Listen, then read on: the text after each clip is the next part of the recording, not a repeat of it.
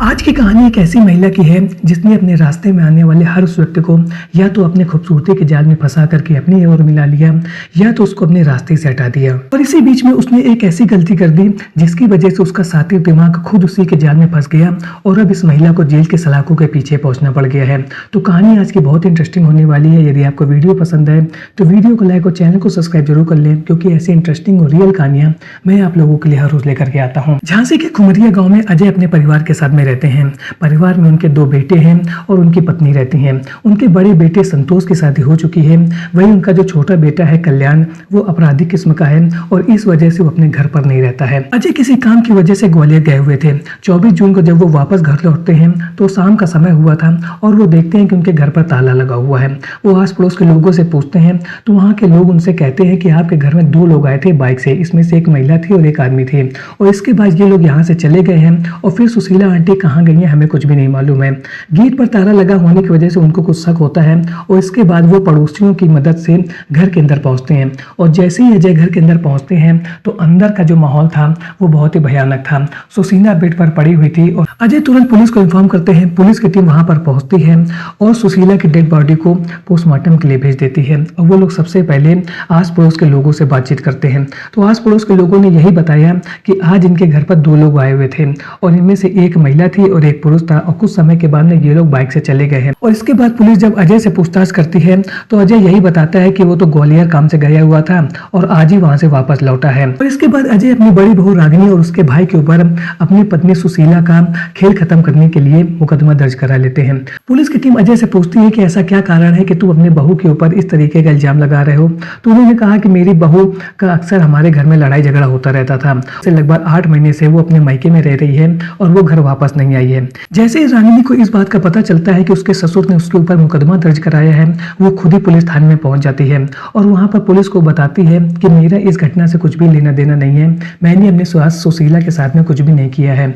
और यहाँ पर पुलिस को अब ऐसा लग रहा था कि जिसके ऊपर केस दर्ज कराया गया था वो खुद ही थाने में आ गया है, तो अब उसके ऊपर शक करने का कुछ भी कारण नहीं बनता है। और अब पुलिस की टीम के पास ऐसा कोई भी सुराग नहीं था जो इस बात का पता लगा सके कि किस वजह से सुशीला के साथ में इस तरीके की घटनाओं को अंजाम दिया गया है। और फिर पुलिस की टीम एक बार फिर से आस पड़ोस के लोगों से पूछताछ करती है। आस पड़ोस के लोग बताते हैं कि इनका जो छोटा बेटा है कल्याण, उसके कुछ समय पहले रोड एक्सीडेंट में डेथ हो गई थी, लेकिन उसकी एक पत्नी पूजा है जिसको परिवार वाले अपनी बहू नहीं मानते हैं। लेकिन कल्याण की मौत होने के बाद में पूजा को संतोष और अजय अपने घर में रहने के लिए लेकर के आ गए थे और उसको उन्होंने बहू का दर्जा भी दे दिया था।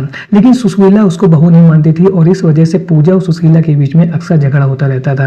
तो जब पूजा के बारे में एक बार फिर से अजय से पूछताछ की जाती है तो वो ये कहता है कि पूजा इस समय ग्वालियर में गई हुई है और उसी ने उसको 22 तारीख को वहां पर मिलने के लिए बुलाया था और कहा था कि बेटी का जन्मदिन है इसलिए आप यहाँ पर आ जाइए। पुलिस की टीम जब अजय से उनके बड़े बेटे संतोष के बारे में पूछती है तो वो यहाँ पर यह बताता है कि संतोष कहाँ पर गया हुआ है, मुझे इसके बारे में जानकारी नहीं है, आप लोग खुद ही संतोष से पूछ लीजिए। तो संतोष जो पुलिस से यही कहता है कि मेरे को भी पूजा ने अपने घर में बुलाया हुआ था और उसने यही कहा था कि मेरी तबीयत खराब है इसलिए आप ग्वालियर में आ जाइए और मेरा इलाज करा दीजिए। और यहाँ पर संतोष ने यह भी बताया कि मैं 22 जून को ग्वालियर में पूजा से मिलने के लिए गया हुआ था। तो यहाँ पर पुलिस को कुछ अटपटा लगता है। उसको ऐसा लगता है कि एक और तो उसने अपने ससुर अजय को बर्थडे की बात कहकर बुलाया है, वहीं दूसरी ओर वो अपने जेठ संतोष को यह कहकर बुला रही है कि मेरी तबीयत खराब है, आप इलाज कराने के लिए यहाँ पर आ जाए।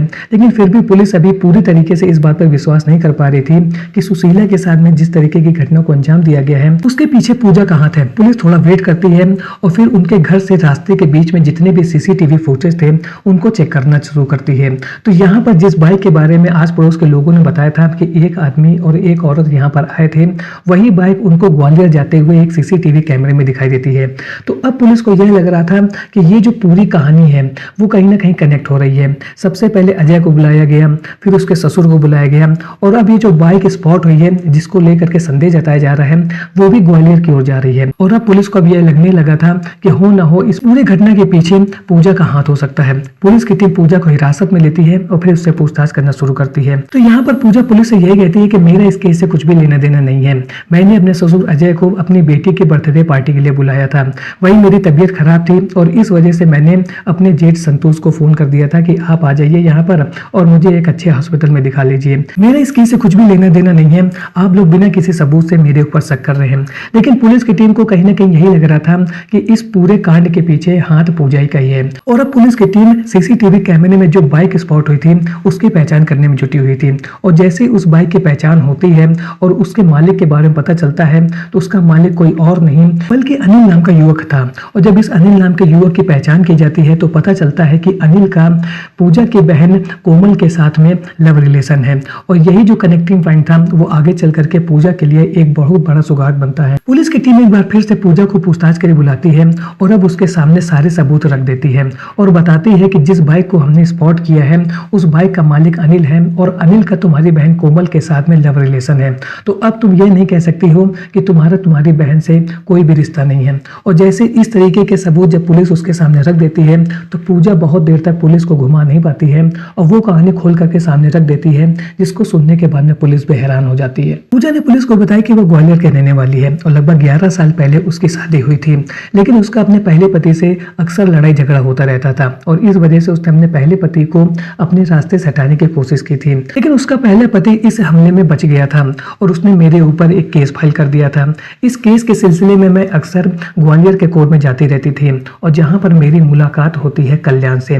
कल्याण में आपराधिक किस्म का आदमी था और जिस वजह से वो भी ग्वालियर के कोर्ट में पेशी के लिए आता रहता था। यहाँ पर मेरी कल्याण से मुलाकात होती है, धीरे धीरे हमारी मुलाकात दोस्ती में बदल जाती है और फिर हमें प्यार हो जाता है और इसके बाद हम लोगों ने साथ में रहने का प्लान बनाया। लेकिन कल्याण मुझको अपने घर ले जा करके नहीं रहना चाहता था, इसलिए कल्याण और मैं झांसी के बाहर एक किराए का कमरा लेकर के साथ में रहने लगे। लगभग 6 साल तक हम दोनों साथ में रहे और इसी बीच में एक रोड एक्सीडेंट में कल्याण की मौत हो जाती है। मैं उस किराए के घर में अकेले रह रही थी और इसी बीच में कल्याण के बड़े भाई संतोष और उसके पिता अजय आते हैं और वो मुझसे कहते हैं कि तुम तो कल्याण की पत्नी हो, तुम यहाँ पर अकेले क्यों रह रही हो, चलो तुम गाँव वापस चलो। लेकिन मैंने ये बात उनको नहीं बताई थी कि मेरी कल्याण के साथ शादी नहीं हुई है। मैंने इस बात को छुपाए रखा। मैं उनके साथ गाँव आ गई, लेकिन मेरी सास सुशीला मुझको पसंद नहीं करती थी, लेकिन मेरे जेठ संतोष और ससुर अजय मुझको बहुत पसंद करते थे। मेरे जेठ संतोष पहले से शादीशुदा थे, लेकिन धीरे धीरे मेरा संतोष के साथ में रिलेशन हो गया और मैंने संतोष से शादी कर ली। बेटी होने के बाद में लगातार संतोष की पहली पत्नी रागिनी और मेरा लड़ाई झगड़ा होता रहता था और रागिनी इस घर में नहीं रहना चाहती थी। उसका यही कहना था या तो मैं इस घर में रहूंगी या तो पूजा इस घर में रहेगी।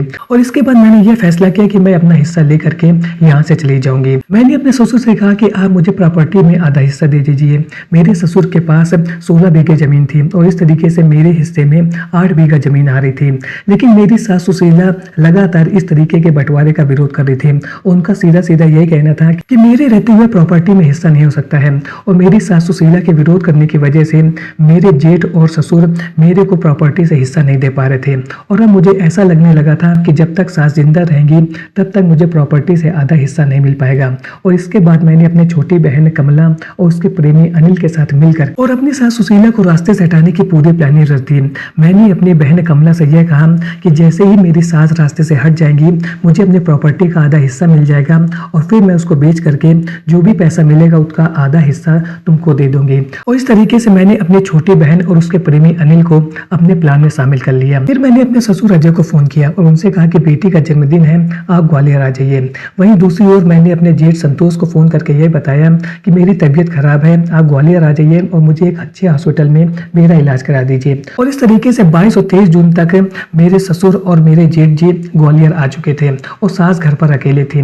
मैंने अपनी छोटी बहन कमला और उसके प्रेमी को इस बात की जानकारी दे दी कि इस समय मेरी सास घर में अकेले हैं। 24 जून की सुबह बाइक से कमला अपने प्रेमी के साथ घर पर पहुंचती है। सुशीला ने जैसे ही कमला और उसके प्रेमी को देखा उसका तुरंत उनसे लड़ाई झगड़ा शुरू हो जाता है। लेकिन इसी बीच में दोनों ने मिल करके सुशीला को पकड़ लिया और उसको अंदर वाले कमरे में ले गए और वहां पर सबसे पहले उनको एक नशीला इंजेक्शन दिया और फिर उनका काम तमाम कर दिया।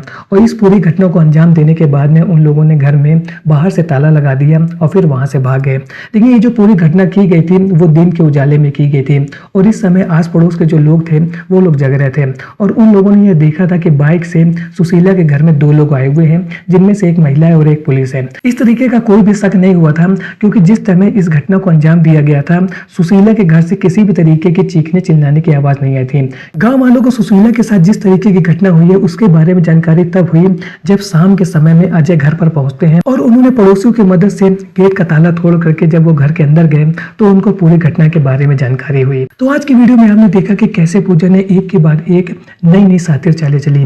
पहले उसने कल्याण को अपने प्यार के जाल में फंसाया, फिर कल्याण के जाने के बाद में अपने जेठ संतोष को अपने जाल में फंसाया और अपने ससुर अजय को भी इस तरीके से टैकल किया कि जो कुछ भी वो कहते थे वही अजय करते थे।